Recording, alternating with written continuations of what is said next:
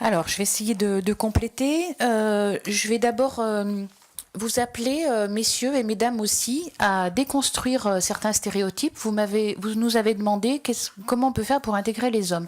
Moi, j'ai entendu certaines choses ici. Bon, je respecte beaucoup, mais le fait qu'il y ait moins de femmes que les hommes dans un certain nombre de lieux de pouvoir, c'est dû à certains stéréotypes et c'est une construction sociale.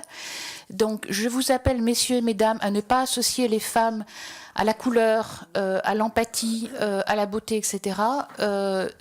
Une femme, c'est quelqu'un qui n'a pas choisi son genre en naissant. Et donc, non, les femmes ne sont pas réservées au care, comme on dit, je suis désolée pour le mot, pour l'anglicisme, mais à tout ce qui est en relation avec le social, la prise en charge des autres, etc. Elles ne sont pas gentilles et compatissantes et protectrices par nature. C'est une construction sociale, une représentation. Et les hommes...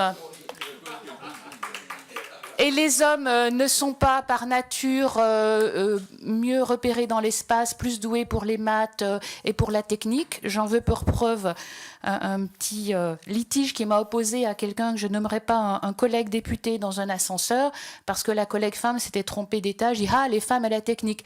Moi, je suis désolée, je connais beaucoup de femmes, à commencer par moi, qui maîtrisent un certain nombre de techniques et je considère que c'est un stéréotype à déconstruire. Comme le fait, merci pour le compliment de dire la beauté, l'intelligence, etc. Mais jamais une femme ne penserait à dire ça à un homme.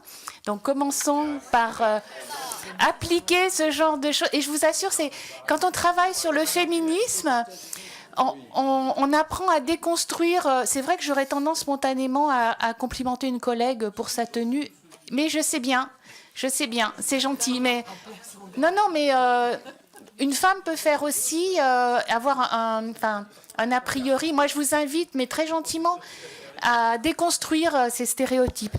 Et donc, ça m'amène à des questions que vous avez posées. Oui, il ne faut pas me chauffer sur ce sujet, comme dit Laurent. Non, mais c'est vrai, je l'ai trop vécu et je l'ai trop entendu dans les auditions. Donc, ça m'amène plus largement à répondre à pourquoi il n'y a pas plus de femmes dans les instances de régulation des conflits et de maintien de la paix. Parce que tout naturellement, il me semble qu'il doit y avoir un stéréotype du genre, les personnes qu'on met autour de la table, c'est des hommes. Je ne sais pas exactement pourquoi. Mais je pense que pour ceux qui ont à décider de qui on met autour de la table, il faut déconstruire le stéréotype et prendre la peine de regarder quelles seraient les bonnes candidates. C'est quelque chose qui a conduit à la parité. Vous l'avez rappelé, à l'échelon municipal, soi-disant, les femmes n'auraient pas le temps parce qu'elles s'occupaient des travaux domestiques, des enfants, etc. Le jour où on a imposé des listes, un homme, une femme, on a vu émerger des femmes, compétentes ou incompétentes, mais en tout cas des femmes. Et à l'Assemblée, c'est le cas aussi. Ah bon? Non. Voilà, et ça doit même plus être une question. Donc c'est une question de grille de lecture et on nous l'a dit par exemple avec le mouvement Jamais sans elle. Quand vous arrivez dans une instance, par exemple une table ronde, est-ce qu'il y a la parité? C'est des choses auxquelles je ne faisais pas attention avant, mais c'est vrai que maintenant je me dis tiens, il n'y a pas de femme ou il n'y a qu'une femme et donc certains hommes participent à ce mouvement et refusent de participer à des tables rondes s'il n'y a pas la parité.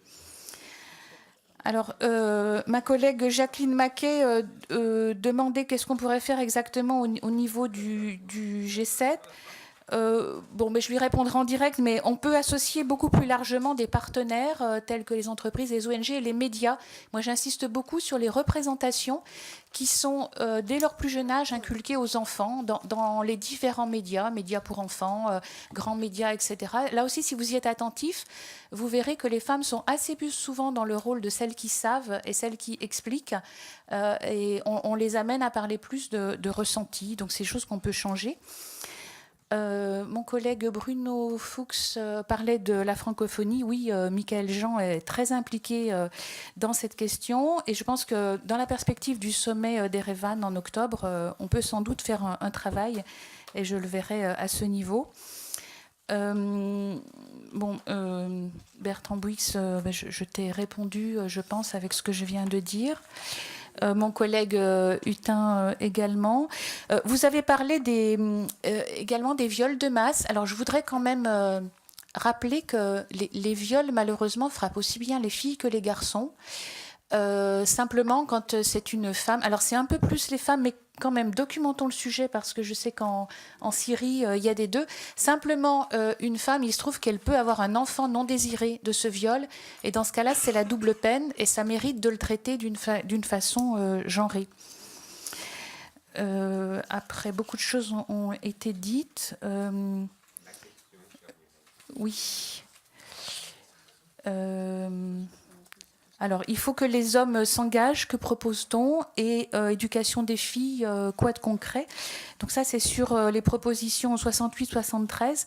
Alors, moi, je vais parler en mon nom propre, mais je pense que Laurence Dumont va me suivre sur le sujet. Nous allons, en tant que parlementaires, nous engager pour vérifier, faire un suivi de la mise en œuvre et vérifier que les intentions affichées sur l'accès des filles à l'éducation soient réellement genrées. Hein, c'est-à-dire qu'on regarde un truc, par exemple, tout simple, on nous a dit que le fait qu'il n'y ait pas de toilettes pour les filles spécifiquement, le fait que la prise en compte des menstruations des jeunes filles ne soit pas faite de la bonne façon, fait que les filles se retirent parfois de l'école parce qu'elles ont peur d'aller dans des toilettes unisexes, parce qu'elles se sentent mal à l'aise quand elles ont leurs règles. Et ça, c'est des choses sur lesquelles on pourrait intervenir.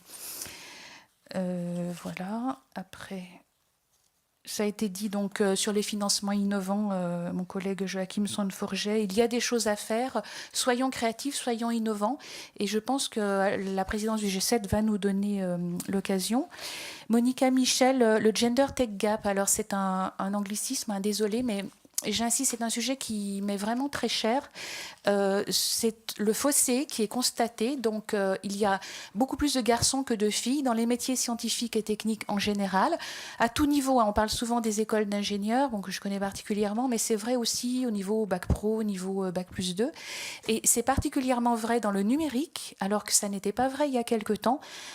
À Valence, dans ma circonscription, une école de codage a été ouverte pour des demandeurs d'emploi. Il y a 16 élèves, dont 2 femmes.